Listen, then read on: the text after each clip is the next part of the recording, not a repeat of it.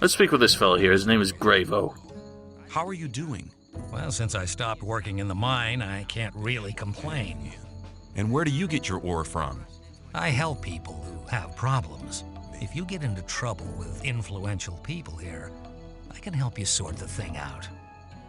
Now, before I forget, there are 3 times I meant to say this already, but essentially, the way people talk about the old camp makes it sound like the first step towards getting accepted is to become a digger. That's not actually true. You never have to become a digger. You never have to spend even a moment in the mine, nor do you actually have to, surrender your ore for any reason. Speaking of ore, I'll kind of talk about the concept of ore as currency later, but you never actually have to become a digger, and it doesn't seem like anyone does. Really, becoming a digger is kind of the last resort for people who just don't have any skills that they can apply in service to a camp in any other way. So, that's essentially what that's all about. You can avoid becoming a digger. I mean, you really don't have the opportunity to become a digger at any point in this game. But, yeah, so just anyone who can't become a shadow becomes a digger, essentially, and it's just really awful, back-breaking labor, which nobody ever really wants to do, and is a very thankless job, considering that's what the whole economy is based on. You would think they would give them a little bit more respect than that. Anyway, so Gravo can help us if we get on the nerves of some influential people out here. If I was in trouble, you could help me? How? Well, let's assume you're in trouble with Thoris. You better never get into trouble with him, but then, well, you never know. Thoris can be quite stubborn. When he's pissed off with you once, he'll never talk to you again. And that's a bad thing. As a greenhorn, you depend on him, so you come to see me. I know a lot of people here Thoris listens to. They put in a good word for you, and Thoris is your friend again. Of course, the boys want to see some ore for these kind of favors. Your ore. And I take care that your ore gets to the right people. So, in other words, this guy is sort of like a partner of sorts, although he takes ore instead of souls. Could you tell me which of the shadows belongs to the influential people here? You want to impress the right people, do you? Diego has the most power of all the shadows. He trusts Fingers, Whistler, and Sly. Dexter and Fisk sell their stuff on the market square. They have many customers, even the guards, and that makes them rather influential. And then there's Scatty. He's in charge of the arena and determines who fights and all that. Many people here owe him ore. He's important as well. So, had I remembered, I would have actually talked to this guy sooner, because it was a bit more applicable before when I was talking about how you can find the most influential shadows here. So, yeah, he named every single one of them. He named Sly,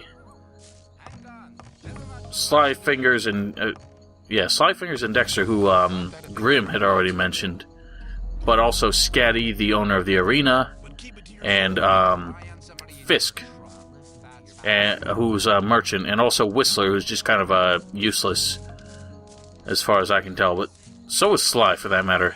Sly and Whistler are 2 shadows who, what their role is in the overall hierarchy, what their job is on a day-to-day basis, is never actually made clear, but this guy is Sly, so let's have a word with him. You have a job for me? What is it? One of our guards Shit. has disappeared. Something happened. He's called Neck. He might have gone over to the new camp. You're new here, and you'll get around quite a lot, so keep your eyes peeled. If you find him, I'll speak up for you in the camp. What good will your speaking up for me do? If you want to join the camp, you need people to speak up for you. If I speak up for you with Diego, that'd be a great help for you. I'll see if I can find him. If you meet Fletcher, ask him about Neck. He's taken over his district since Neck disappeared. Where will I find him? His district is the district of the arena. So, you'll notice that we seem to hit off a conversation right away without any sort of introduction. That is because there's a lot of NPCs in this game who are scripted to talk to you as soon as you get near them.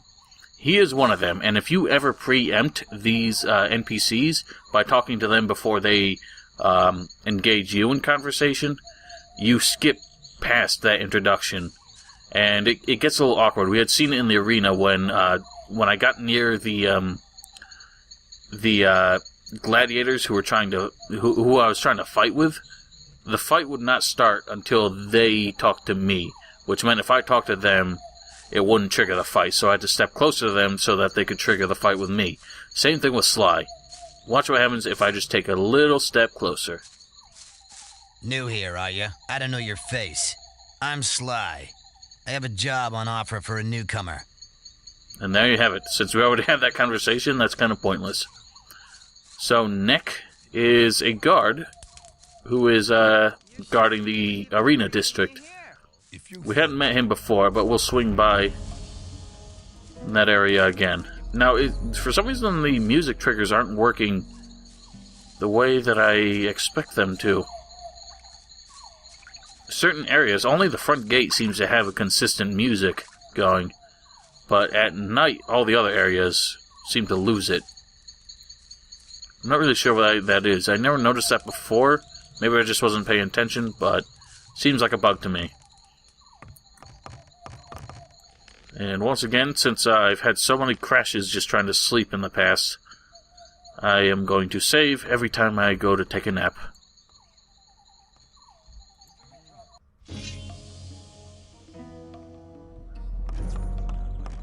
Oh yeah, free ham. And this would be Fletcher himself. Hey, Let's have a word with him. If you want to get rid of your protection money, you've picked the wrong day. Yeah? Why's that? 'Cause I'm not here. Oh? Where are you then? I'm actually at the castle, sitting by the big campfire, drinking a mug of beer. Alright, I'll let you cling to your delusions. Seems to be making you feel better. Do you know where Nex got to? No, and I'm not likely to find out. If anything, the diggers in this district might know something, but diggers don't talk to guards. Especially not now they know I hate this filthy work. I bet they're laughing behind my back. Why don't you just collect some more protection money? Nick did his rounds before he disappeared. There's not much left to collect now. It's about Nick. Yeah? No news. Keep me posted.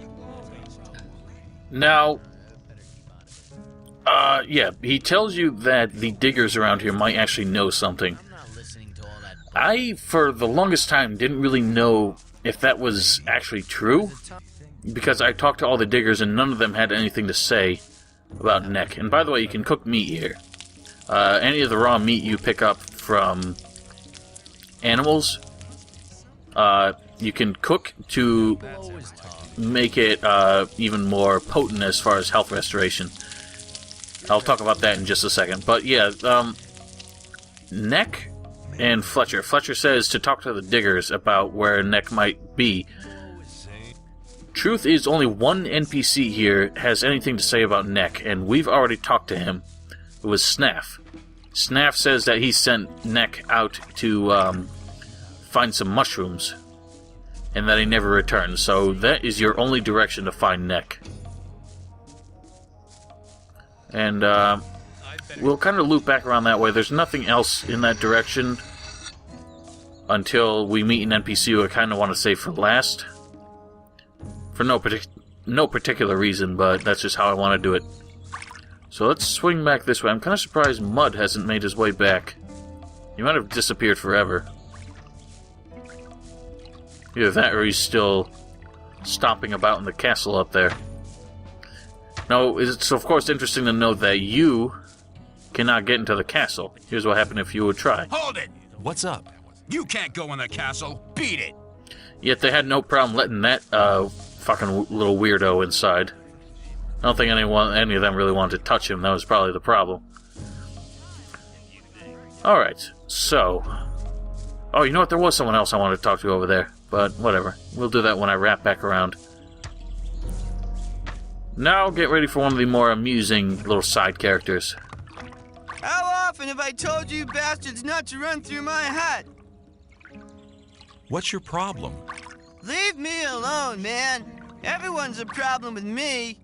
It all started when I built my hut. Don't build your hut close to the ditch, they said. But none of these bastards told me what would happen if I still did it. When I came back from the mine a few days ago, I had a second door. Those pigs, I hate them.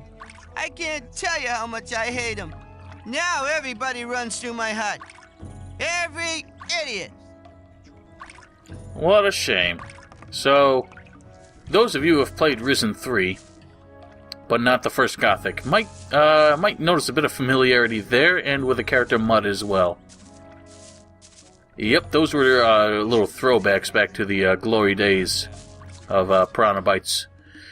And in some of the mods, there are actually quests to actually help out this poor sucker and get him a new home. But essentially, he's going to give you a problem every time you run through his hut. And so your best bet is pretty much to avoid it. And it's interesting, the way he phrased it, it sounds like all the diggers who show up here are expected to pretty much build their own dwellings. Oh shit, Blood One's coming through. Yeah, they're expected to build their own huts. So there's no freebies here. You come here, you gotta make your own fortune, make your own what would the word be? Just make your own living from top to bottom, really. And we got fortunate that there was just happened to be a free hut that we were allowed to claim for ourselves. But a lot of these people don't have that luxury. And Blood One's still standing there, so I'm going to wait until he passes by before I talk to anyone else. And this is Whistler. He's another one of the more ambiguous shadows here who doesn't really seem to have a defined purpose. But he does have some work for us. Hi, I'm new here. What do you want from me? I want to become one of you. I want to join the camp. Looking for people to support you, eh? If you want me to have a word with Diego about you, you need to do me a favor. Such as? What kind of favor do you want? I want one of Fisk's weapons. He's one of the traders at the marketplace.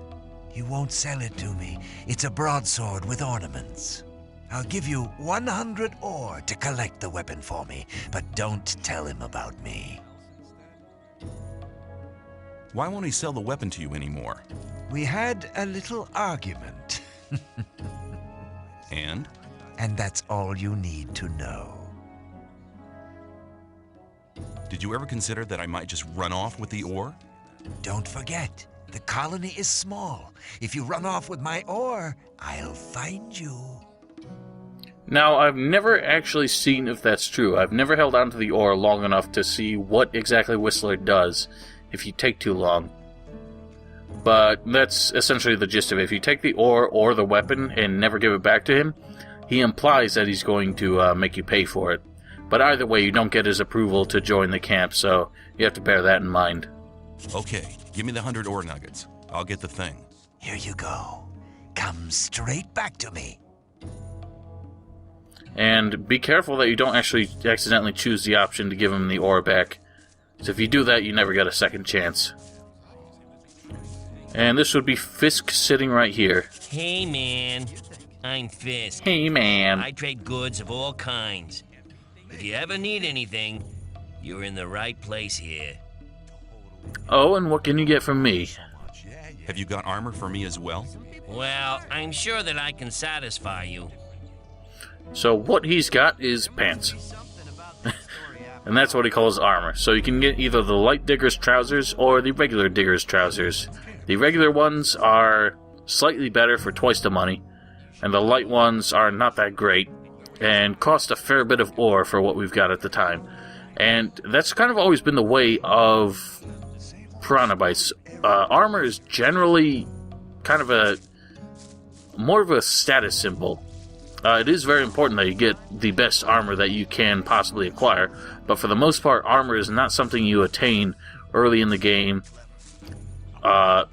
and the ones that you can get are usually not that good. In the first 2 Gothic games, as well as Risen and to some extent Risen 3, acquiring armor was done mainly through the factions. You could get armor, some armors through other means, but mainly it was a faction reward, and you could get better ones by paying money, but you had to be a part of that faction to get it. In Gothic 3, they did change it so that you purchased the armor. You generally didn't get armor as a reward for anything, but that was just because of the more free, open nature of the factions. You did have to get reputation with them in order to get the armor, but apart from that, so for example, if we wanted the guard's armor or the shadow's armor, we would have to become the proper rank in the old camp faction in order to get any of that. I'd like to buy a sword, but not just a simple one. I'd like something more ornamental. I have one you'll like. The shadow who wanted to collect it won't be coming anymore. That'll be 110 ore. Interested? 110? But I thought it was 100. Wait. Oh, you almost got me there. Maybe later. We'll hold off on that. Because we only got 100 ore from Whistler. And we didn't have the other 10 ore to cover the rest, so we do have to have a word with him about that. Fisk wants 110 ore for his sword now. And you want me to give you the 10 ore now? I thought you wanted to have that sword. Here, take it. And now hurry. He sure is determined to have that sword. I'm not really sure why he's so obsessed with such a dainty little sword. I'd like to... That'll... Alright, I'll take it. Yes, I'll take it. You got a good deal here. Now, once again, I've never actually taken the time to see how much he would upcharge it if you mentioned that you're buying it for Whistler. So, I would pretty much recommend you don't do that. Now, Whistler's sword, unfortunately, requires 5 more strength than we actually have, so he can't wield it. Otherwise, I would enjoy showing it to you, but it does have a nice little portrait there. It's a pretty simple sword. The ornaments are mostly in the relief on the blade itself. And if you decided you wanted to keep the sword, you could give him the 100 ore back and just keep the sword, but you wouldn't get his approval either. Problem is the sword sucks, so just don't bother. I have your sword. Wasn't too hard, was it? Whatever. You do me a favor, and I'll do you one. If Diego should ask after you, I'll speak in your favor. Until then, have a good time. And that's that. There's no reason whatsoever to ever talk to Whistler again. Alright, so let's loop back around here. Oh! Ah, new face. What do you want? I want to offer you help. You're new here and the new ones always get into trouble. You could save yourself a lot by making a small donation. Just 10 ore, man. It ain't much to ask. So we've run into another fellow who's demanding protection money. And what do I get out of it? While you're in my district, I'll protect you. If you get into any trouble with the guys from the new camp, or if one of the sect loonies gets on your nerves, you can count on me. If you have bother with one of the diggers, we'll help whichever one of you has paid. It's as simple as that. And what if both have paid? Then we sit back and watch the show, but that don't happen too often. What if I don't pay? Hey man, don't stress yourself. You're a newcomer. Take a look around, collect a bit of ore, and when you're ready to pay, then pay. You can do it anytime, but don't count on my help until you've made your contribution to my expenses. I'm sure you'll understand. Now, I don't have the ore right now, but I do actually want to pay him in order to see something that just occurred to me. So, when I get the ore, I'll be sure to take care of yourself. I'll be sure to take care of that. I'll talk a bit more about what I have in mind in a moment. So, before I forget, the way food works in this game, it restores health, and some of them restore mana.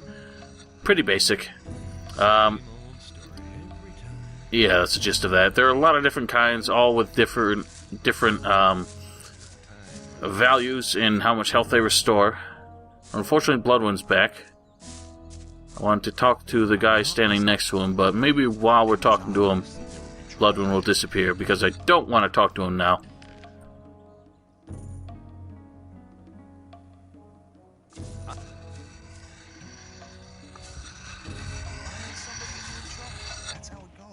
And how's things?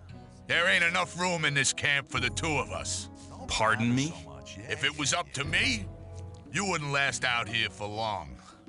Do you know why I'm here? I killed 12 people in one night. Just like that. Oh, so he thinks he's a badass. That's really all there is about him, but he will come into play a bit later. Now, this is interesting. This, like, weird little canopy over the market area here. It seems like a hell of a feat of engineering to pull this off, especially in the state that it's in.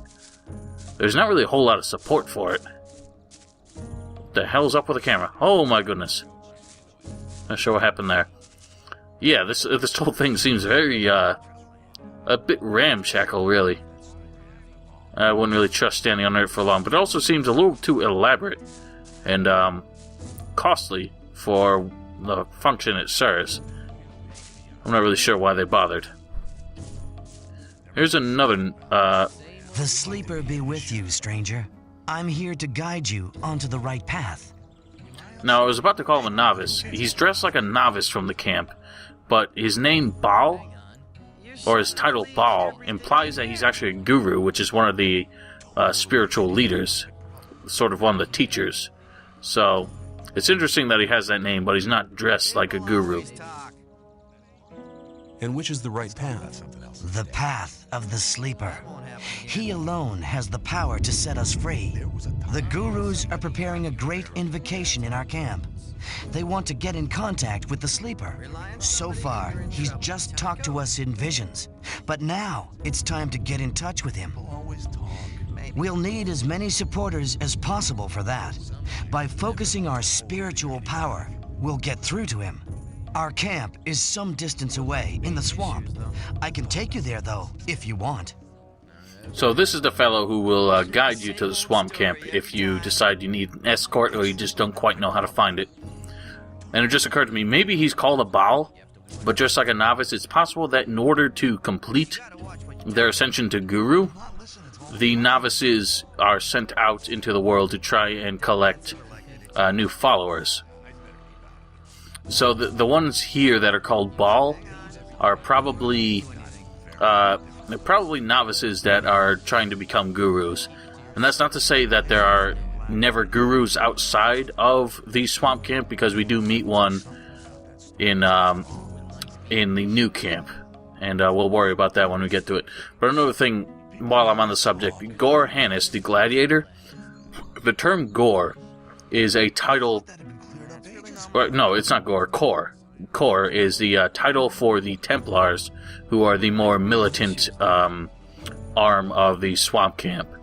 They are the fighters, essentially. They protect the camp, they hunt beasts as needed, and that's about all there is to say about them. So let's keep talking to this fool about his sleepy deity.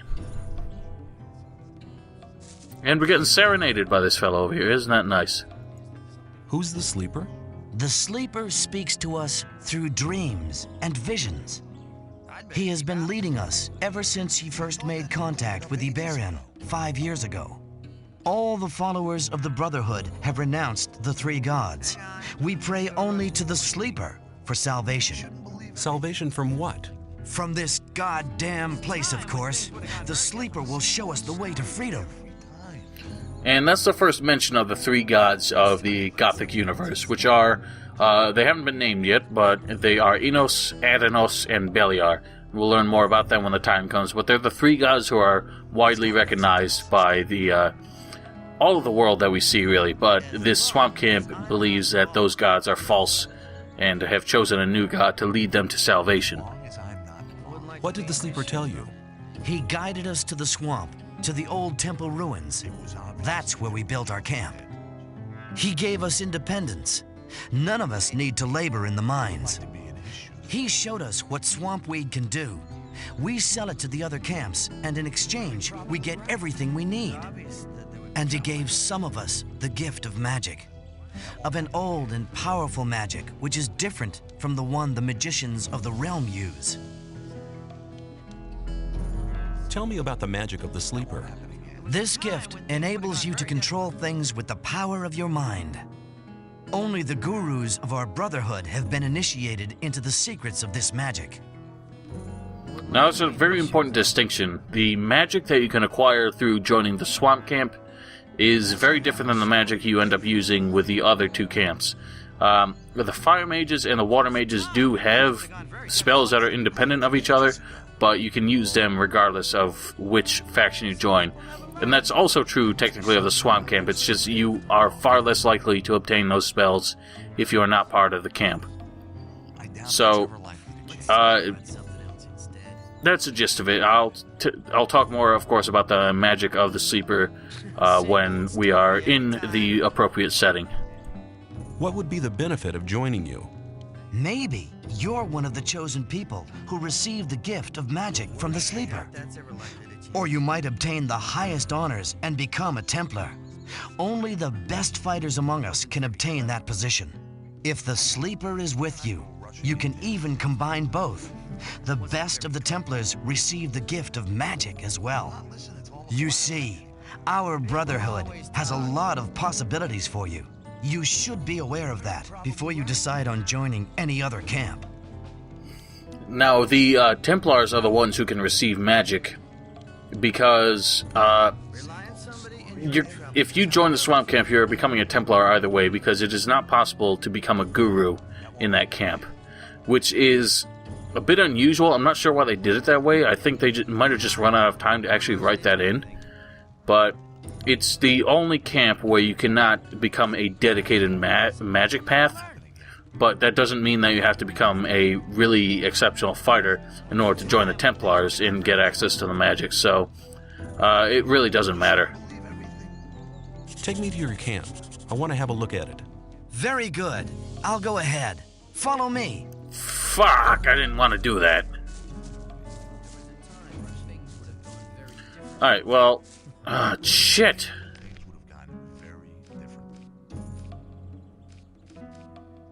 Fuck it, I'm reloading.